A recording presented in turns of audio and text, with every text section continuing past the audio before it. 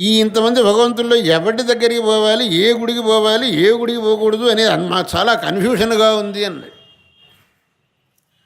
ఎందుకురా నాయన ఈ కన్ఫ్యూషన్ అని అంటే, మరి ఇన్ని దేవాలయాలు ఉన్నాయి, ఎక్కడికి పోవాలి ఎక్కడికి పోకూడదు అని.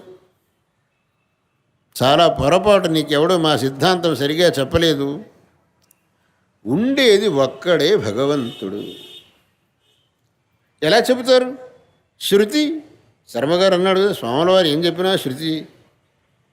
ఏకో దేవ సర్వభూతేషు గూఢ సర్వవ్యాపీ సర్వభూతాంతరాత్మా కర్మాధ్యక్ష సర్వభూతాధివాస సాక్షీ చేత కేవలో నిర్గుణశ్చ.